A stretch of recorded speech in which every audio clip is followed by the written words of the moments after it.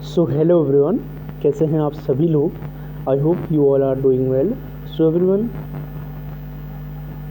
Today we are discuss in this video Indian economy most important topic.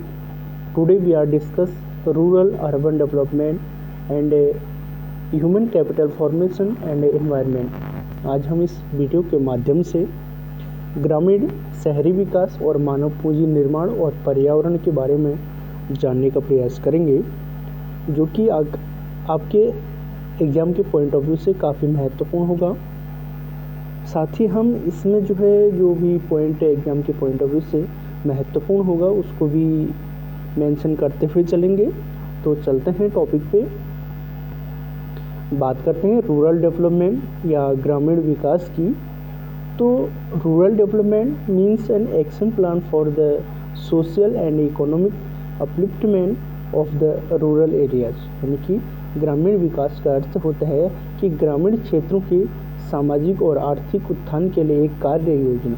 ग्रामीण विकास का अर्थ क्या होता है? ग्रामीण क्षेत्रों के सामाजिक और आर्थिक उत्थान के लिए एक कार्य योजना। Rural development means an action plan for the social and economic upliftment of the rural areas. उसके बाद the key issues of action plan for rural development are, यानी कि जो ग्रामीण विकास के लिए कुछ कार्य योजनाओं के प्रमुख मुद्दे हैं, जैसे आपका डेवलपमेंट ऑफ इंफ्रास्ट्रक्चर, बुनियादी ढांचे का विकास करना, ह्यूमन कैपिटल फॉर्मेशन, मानव पूंजी का निर्माण करना, एंड थर्ड हो गया आपका डेवलपमेंट ऑफ प्रोडक्टिव रिसोर्सेज, यानी कि उत्पादक संसाधनों का विकास करना। अगला है आपका पॉवर्टी एलिविएशन, यानी गरीबी उन्मूलन, और अगला है आपका लैंड रिफॉर्म्स, यानी कि भूमि सुधार। अगला है आपका रूरल क्रेडिट या ग्रामीण ऋण जिसे कहते हैं। Rural credit means credit for the farming families.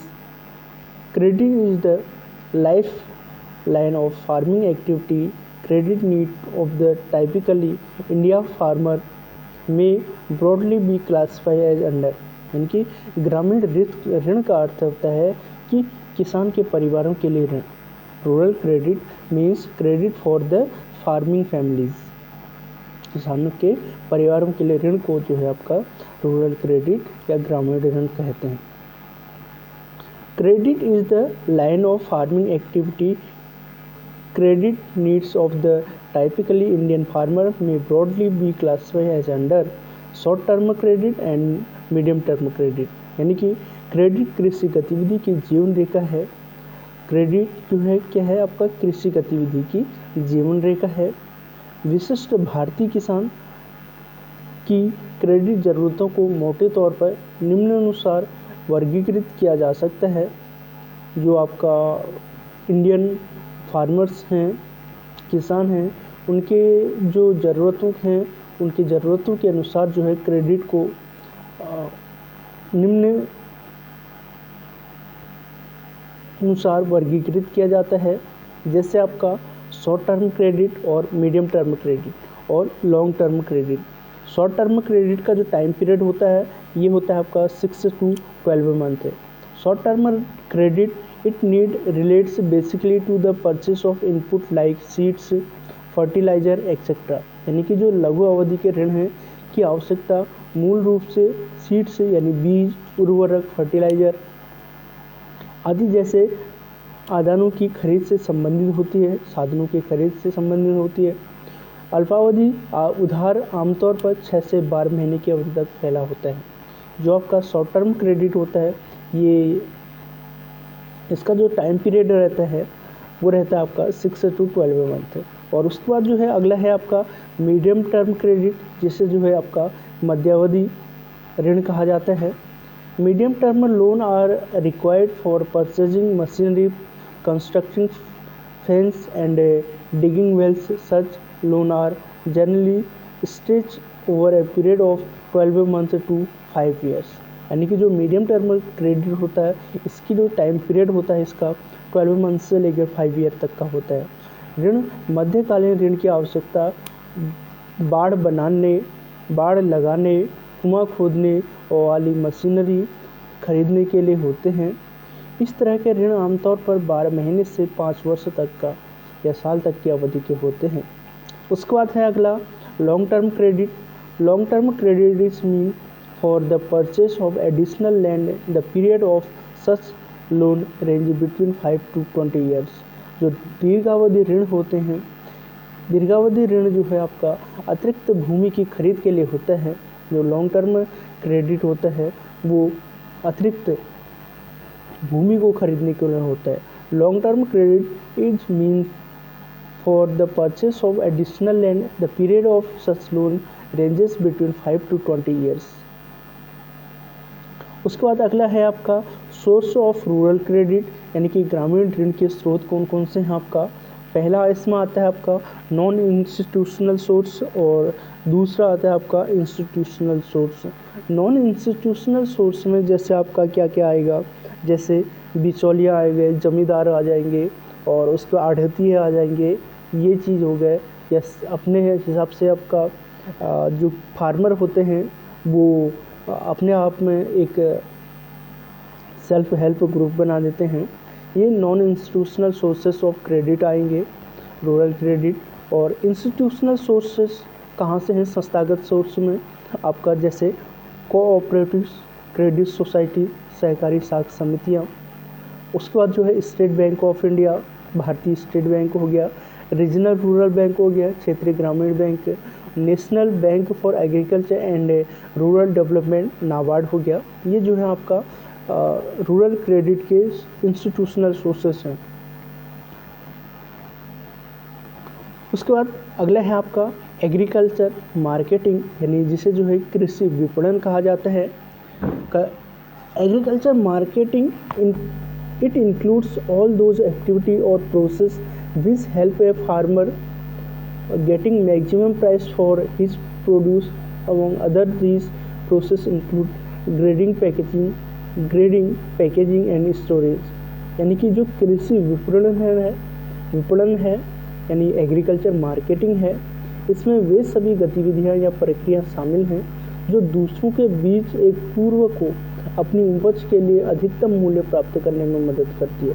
जो फार्मर होते हैं उनको अपने उपज, जो आपका फार्मर ने जो भी उत्पादन किए हैं उसका अधिकतम मूल्य प्राप्त करने में मदद करती है एग्रीकल्चर मार्केटिंग। इन प्रक्रियाओं में ग्रेडिंग, पैकेजिंग और भंडारण शामिल हैं। आपका एग्रीकल्चर मार्केटिंग में जो है आपका क्या ग्रेडिंग है, पैकेजिंग और भंडारण शामिल है। Major initiated by the government to improve market system, यानी कि एग्रीकल्चर मार्केटिंग के अंतर्गत जो है जो गवर्नमेंट के द्वारा मेजर इनिशिएटेड किए गए हैं by the government to improve market system. बाजार प्रणाली में सुधार के लिए सरकार द्वारा शुरू किए गए उपाय में जैसे रेगुलेटेड मार्केट, विनियमित बाजार हो गए, कोऑपरेटिव एग्रीकल्चर मार्केटिंग सोसाइटी, सहकारी कृषि विपणन समितियां, cooperative agriculture marketing society, provision of warehousing facility, भंडारण सुविधाओं का प्रावधान, provision of warehousing facilities, subsidy transport, subsidy वाला परिवहन एंड डिसएमिनेशन ऑफ इंफॉर्मेशन, जानकारी का प्रसार, एमएसपी पॉलिसी, एमएसपी नीति। यानी कि बाजार प्रणाली में सुधार करने के लिए जो सरकार के द्वारा सुझाए गए या शुरू किए गए उपाय हैं। Major initiated by the government to improve market system में regulated markets, cooperative agriculture marketing society, provision of warehousing facility, subsidise transport, dissemination of information. और उसके बाद अगला है आपका एमएसपी पॉलिसी। उसके बाद अगला है आपका organic farming and sustainable development, जैविक खेती और सतत विकास। Organic farming is a system of farming that relies upon the use of organic inputs for cultivation. Organic inputs basically include animal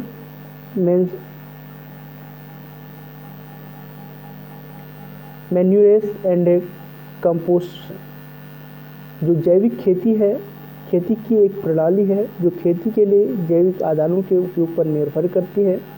organic farming is a system of farming that relies upon the use of organic input for cultivation. जैविक आदानों के मूल रूप से पशु खाद और खाद शामिल हैं।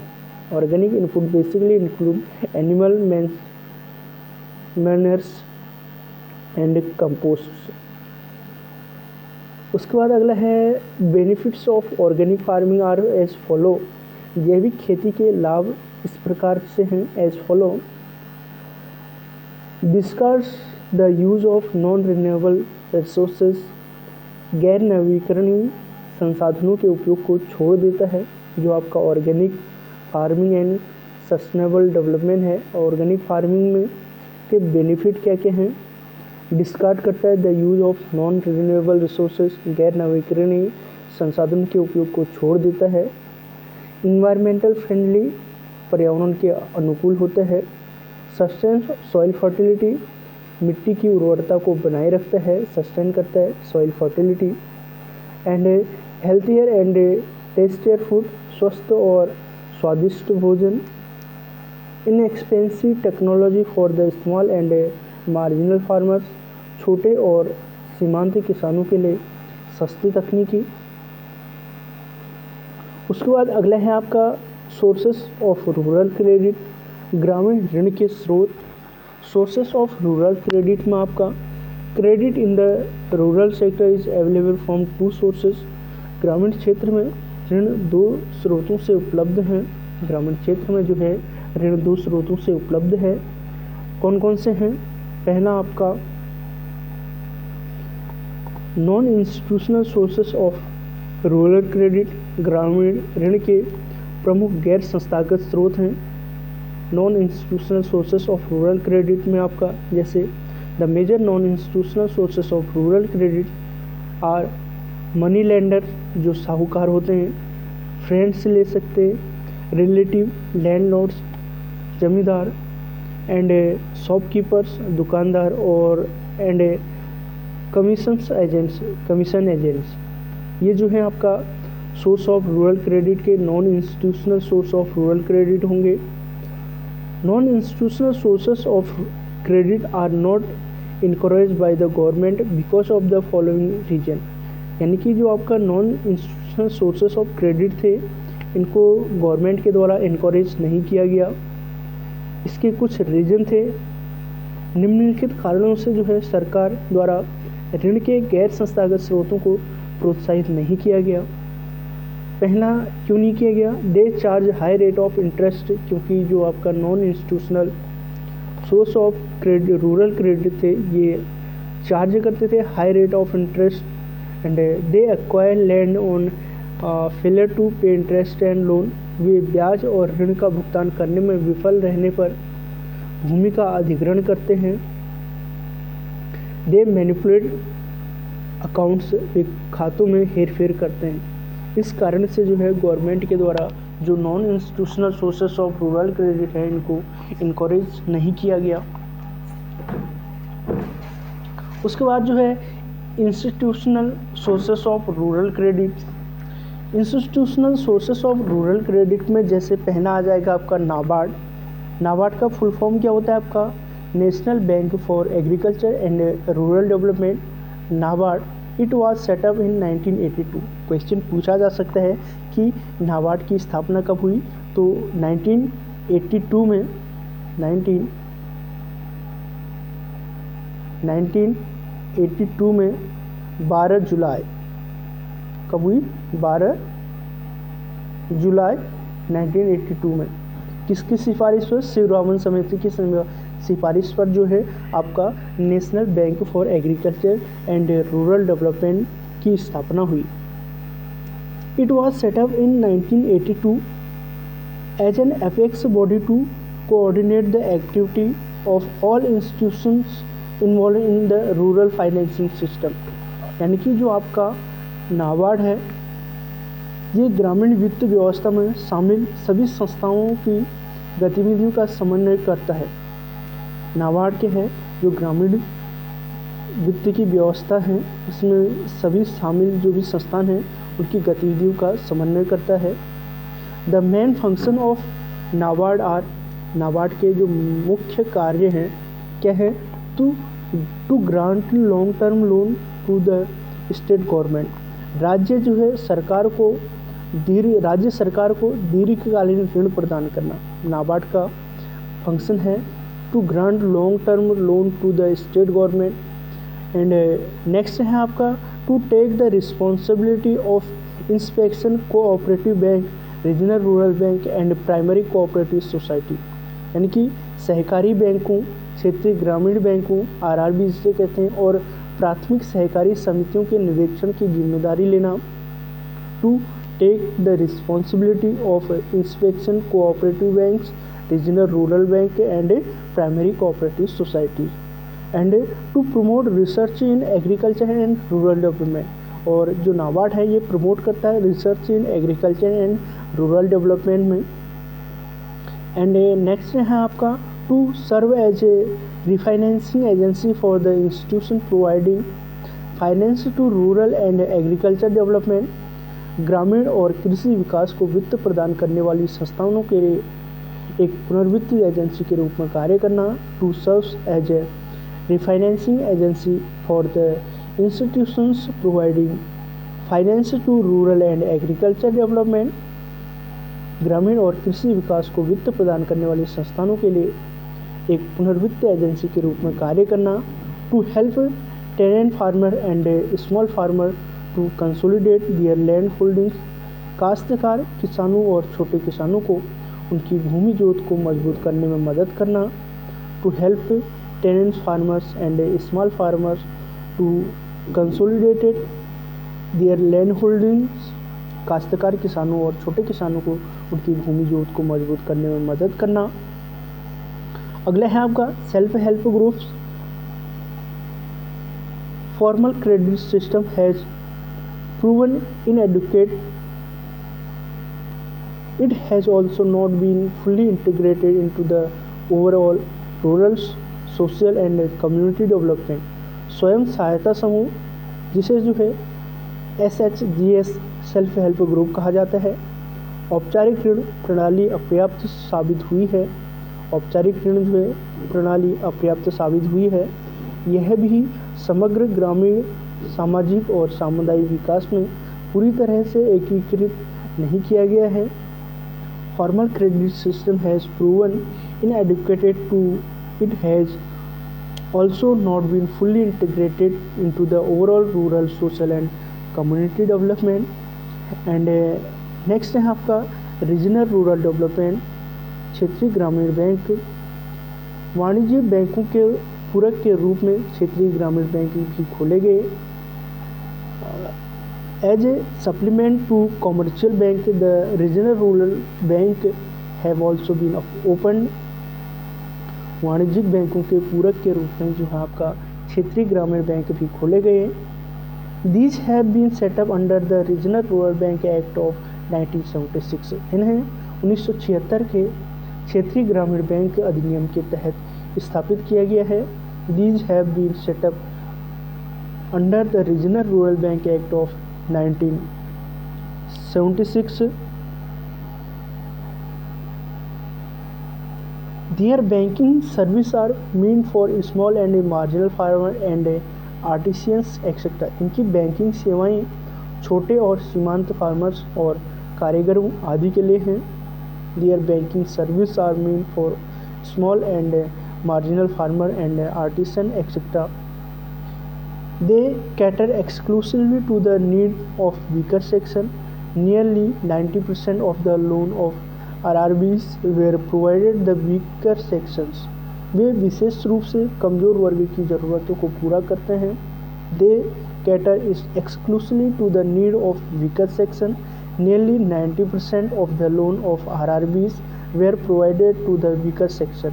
वे विशेष रूप से कमज़ोर वर्ग की ज़रूरतों को पूरा करते हैं।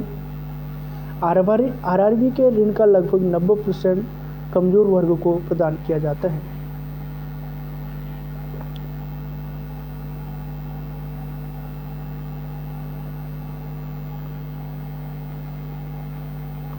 नेक्स्ट है आपका किसान क्रेडिट कार्ड स्कीम। किसान क्रेडिट कार्ड योजना की यह क्वेश्चन काफ़ी बार पूछा गया है। तो किसान credit card scheme was introduced by the government in 1998-99।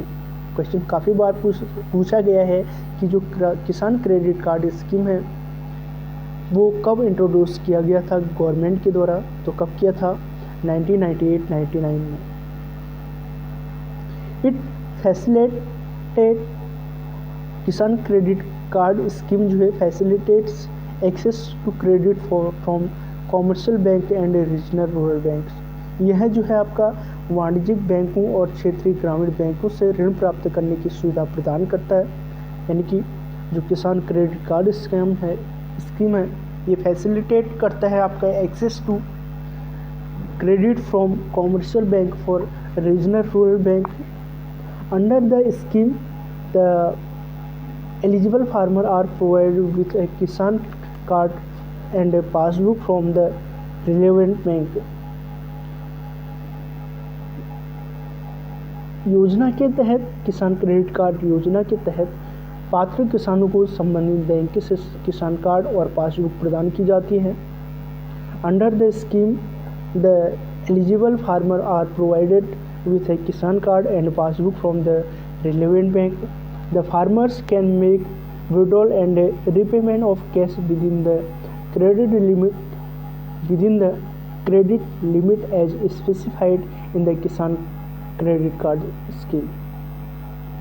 किसान क्रेडिट सीमा के भीतर नकद की निकासी और पुनर्भुगतान कर सकते हैं, जैसा कि किसान क्रेडिट कार्ड केसीसी में निर्दिष्ट है। नेक्स्ट है आपका commercial bank. They are introduced into the field of agriculture credit and under the Banking Reforms Act 1972। जो आपका कॉमर्शियल बैंक है ये they are introduced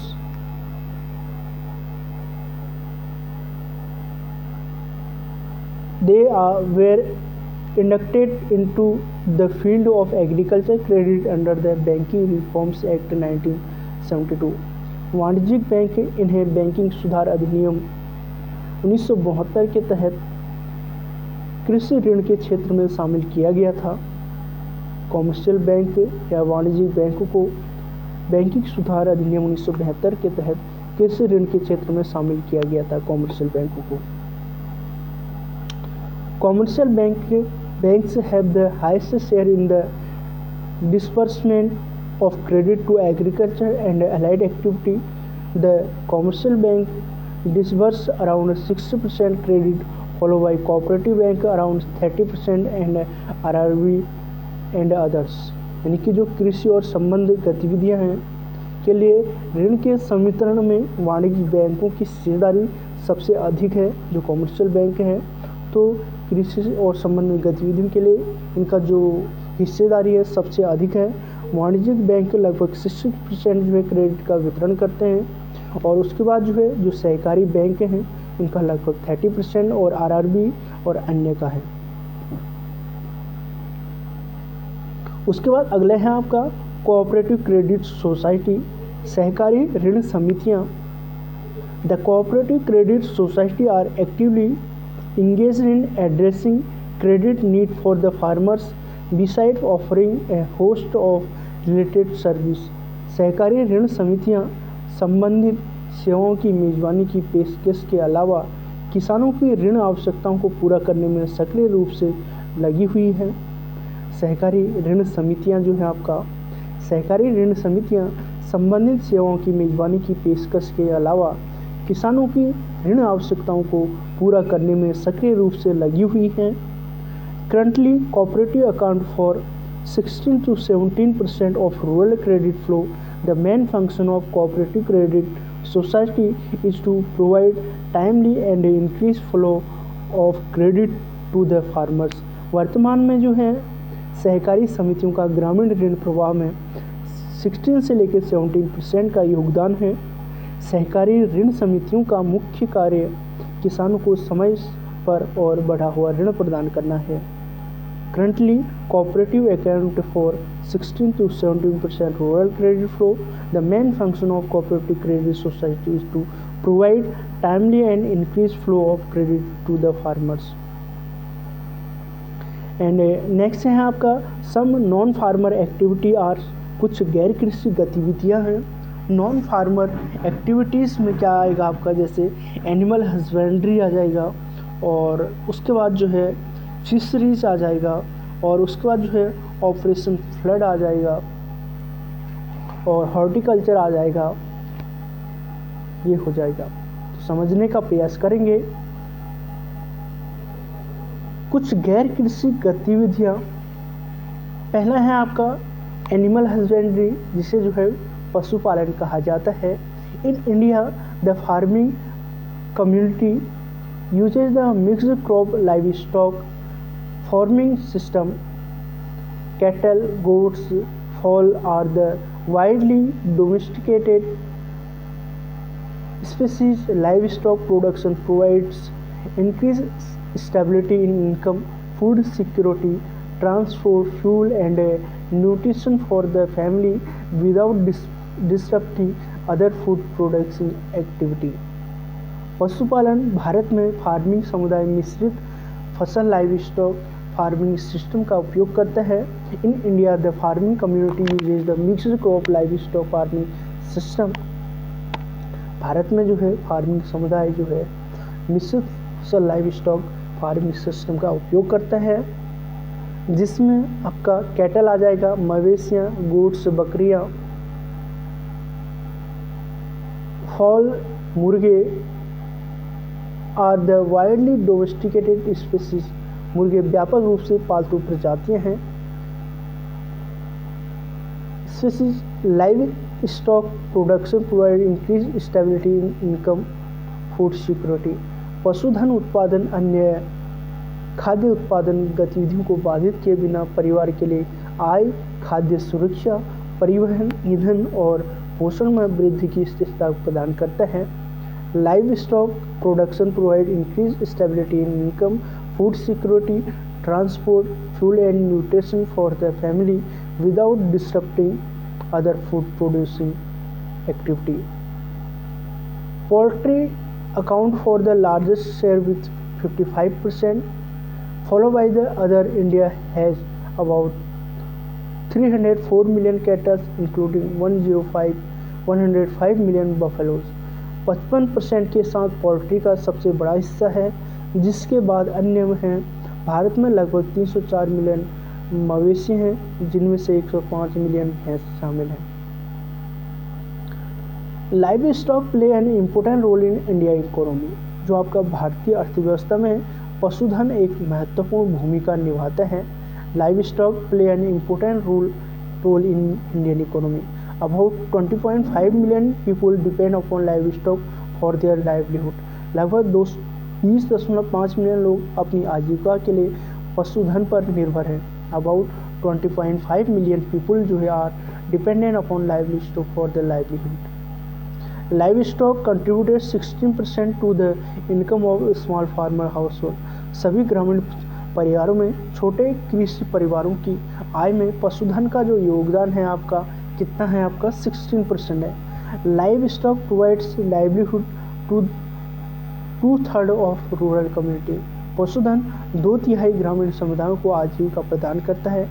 it also provide employment to about 8.8% of the population in India. यह जो है आपका भारत में लगभग 8.8% आबादी को रोजगार भी प्रदान करता है। Live stock sector contribute 4.11% of GDP and 25.6% of total agriculture GDP। पशुधन क्षेत्र 4.11% जो है सकल घरेलू उत्पाद और कुल कृषि घरेलू उत्पाद का 25.6% योगदान देता है। नेक्स्ट है आपका फिशरीज, जिसे जो है आपका मछली उत्पादन कहा जाता है। Fishing in India is a major sector within the economy of India contributing 1.07% of its total GDP। भारत में जो है मत्स्य पालन भारत की अर्थव्यवस्था के भीतर एक प्रमुख क्षेत्र है जो इसके कुल सकल घरेलू उत्पाद का 1.07% योगदान देता है। Fishing in India is a major sector within the economy of India contributing 1.07% of its total GDP. The fishing sector in India supports the livelihood of over 28 million people in the country, especially within the marginalized and vulnerable communities. Bharat में मछली पकड़ने का क्षेत्र देश में 28 million से अधिक लोगों की आजीविका का समर्थन करता है, विशेष रूप से सीमांत और कमज़ोर समुदायों के भीतर। उसके बाद जो है अगला है operation flood. Operation Flood started in the year 1970 and was aimed to create a nationwide milk grid. Operation flood की जो शुरुआत हुई थी वर्ष 1970 में हुई थी और इसका जो उद्देश्य था एक राष्ट्रव्यापी दुग्ध ग्रिड बनाना था।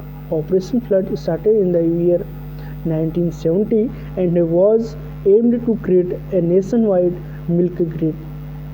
It was a rural development। जो ऑपरेशन फ्लड है ये जो है rural development program initiate by NDDB यानी कि national dairy development board of India. यह जो है जो ऑपरेशन फ्लड है NDDB यानी कि भारतीय राष्ट्रीय डेयरी विकास बोर्ड द्वारा शुरू किया गया एक ग्रामीण विकास कार्यक्रम है। Today India is the world's largest producer of milk and doctor Varghese Kurien is known as the father of the white revolution in India. वर्तमान में भारत दुनिया का सबसे बड़ा दुग्ध उत्पादक है और डॉक्टर वर्गीज कुरियन को भारत में श्वेत क्रांति के जनक के रूप में जाना जाता है। उसके बाद नेक्स्ट है आपका horticulture. Due to varying climate and soil condition India has adopted growing of diverse horticulture crops such as fruits, vegetables, tube crops, tuber crops, flowers, medicinal and aromatic plants species and plantation crops. बागवानी के अंतर्गत जो है अलग अलग जलवायु और मिट्टी की स्थितियों के कारण भारत ने विविध बागवानी फसलों जैसे फल हो गया, फ्रूट्स हो गया, वेजिटेबल हो गया, सब्जियां, कंद फसल हो गया, ट्यूबर क्रॉप्स हो गया, फूल हो गए, फ्लावर्स, औषधि और सुगंधित पौधे, मेडिसिनल एंड अरोमेटिक प्लांट्स, सुगंधित पौधे, मसालों, स्पाइसीज। उसके बाद रोपण, प्लांटेशन क्रॉप्स को उगाने का अपनाया है। These crops play an important role in providing food, nutrition and employment। ये जो फसलें हैं भोजन, पोषण और रोजगार प्रदान करने में महत्वपूर्ण भूमिका निभाती हैं। द पीरियड बिटवीन 1991 से लेके 2003 इज कॉल्ड गोल्डन रिवॉल्यूशन। 1991 से लेके 2003 तक के बीच की जो अवधि है उसको स्वर्ण क्रांति के नाम से जाना जाता है, कहा जाता है स्वर्ण क्रांति। The period between 1991 to 2003 is called golden revolution because during this period the planned investment in horticulture become highly productive and the sector emerged as a sustainable livelihood option। 1991 से लेकर 2003 के बीच की अवधि को स्वर्ण क्रांति कहा जाता है क्योंकि इस अवधि के दौरान बागवानी में नियोजित निवेश अत्यधिक उत्पादक बन गया और यह क्षेत्र एक स्थायी आजीविका विकल्प के रूप में उभरा। Horticulture account for 33% of India's agriculture GDP from A mere 18% of the total cropped areas. बागवानी कुल फसली क्षेत्र के मात्र 18% से भारत के कृषि घरेलू क्षेत्र का 33% है। बागवानी कुल फसली क्षेत्र के मात्र 18% से भारत के कृषि सकल घरेलू उत्पाद का 33% है। Horticulture account for 30% of India agriculture GDP from A mere 18% of the total cropped areas. Next है आपका percentage contribution two of horticulture toward the India GDP 6%। भारतीय GDP में बागवानी का जो प्रतिशत योगदान है कितना है आपका 6% के बराबर। उसके बाद अगला है आपका एग्रीकल्चर रिवैल्यूएशन। जो एग्रीकल्चर रिवैल्यूएशन है ये एग्जाम के पॉइंट ऑफ व्यू से काफ़ी महत्वपूर्ण होते हैं। इसमें पहला आता है आपका ग्रीन रिवैल्यूएशन। ये ग्रीन रिवैल्यूएशन जो रिलेटेड है आपका फूड ग्रेन्स प्रोडक्शन से रिलेटेड है। और कॉमेंसमेंट या पीरियड क्या था ग्रीन रिवैल्यूएशन का 1966 टू 67 इसका पीरियड था। एंड फादर ऑफ रिवैल्यूएशन यानी ग्रीन रिवैल्यूएशन के फादर कौन है MS स्वामीनाथन है। उसके बाद white revaluation. White revaluation related है विथ मिल्क प्रोडक्शन। इसका जो टाइम पीरियड था 1970 टू 71 था। और father of revolution white revolution कौन है Varghese Kurien through operation flood. उसके बाद अगला है ब्लू रिवैल्यूएशन। ये जो है आपका रिलेटेड है आपका फिश एंड मैरीन प्रोडक्ट्स से। और इसका जो टाइम पीरियड है 1972 टू 1973। और ब्लू रिवैल्यूएशन के आपका जो फादर हैं वो है प्रोफेसर हीरालाल चौधरी। अगला है येलो रिवॉल्यूशन। येलो रिवॉल्यूशन जो रिलेटेड है वो रिलेटेड है आपका ऑयल सीड प्रोडक्शन से। और येलो रिवॉल्यूशन का जो टाइम पीरियड है 1986 से लेकर 1987 है। Sam Pitroda through technology mission on oil seeds. ये जो आपका येलो रिवॉल्यूशन के फादर थे वो सैम पित्रोदा थे through technology mission on oil seed से। नेक्स्ट है आपका पिंक रिवॉल्यूशन। पिंक रिवॉल्यूशन जो है वो रिलेटेड है आपका prawn production onion production pharmaceutical से। पिंक रिवॉल्यूशन रिलेटेड है प्रॉन प्रोडक्शन ओनियन प्रोडक्शन और फार्मास्यूटिकल से। उसके बाद गोल्डन रिवॉल्यूशन। गोल्डन रिवॉल्यूशन जो है रिलेटेड है आपका एप्पल और फ्रूट प्रोडक्शन से। और राउंड रिवॉल्यूशन पोटैटो प्रोडक्शन से। और रेड रिवॉल्यूशन मीट टोमेटो और अमारत। सिल्वर रिवॉल्यूशन रिलेटेड है आपका egg poultry products. And rainbow revolution overall development of agriculture in allied sectors. और रेनबो रिवॉल्यूशन का जो टाइम था ये 2000 से लेकर 2001 था। और फादर कौन है रेनबो रिवॉल्यूशन के नीतीश कुमार हैं। और रिलेटेड है rainbow revolution overall development of agriculture and allied sector से। नेक्स्ट है आपका urban planning and development. Urban planning is a combination of social economic environment and A constructive effort to make an urban dwelling a good healthy place to live, work and to move around। शहरी नियोजन एक शहरी आवास को रहने काम करने और घूमने के लिए एक अच्छी स्वस्थ जगह बनाने के लिए सामाजिक आर्थिक पर्यावरण और रचनात्मक प्रयासों का एक संयोजन है। Urban planning is a combination of social economic environmental and constructive efforts to make an urban dwelling a good healthy place to live, work and to move around। शहरी नियोजन एक शहरी आवास को रहने काम करने और घूमने के लिए एक अच्छी स्वस्थ जगह बनाने के लिए सामाजिक आर्थिक पर्यावरण और रचनात्मक प्रयासों का एक संयोजन है। The 6 new mission launch by the government of India are. भारत सरकार के द्वारा शुरू किए गए 6 नए मिशन हैं। पहला अमृत मिशन। अटल अमृत का फुल फॉर्म क्या है Atal mission for rejuvenation and urban transformation. Pradhan Mantri Awas योजना। प्रधानमंत्री आवास योजना दूसरा है हाउसिंग फॉर ऑल अर्बन। और उसके बाद तीसरा है स्मार्ट सिटीज मिशन SCM। और फोर्थ है आपका स्वच्छ भारत मिशन। और फिफ्थ है आपका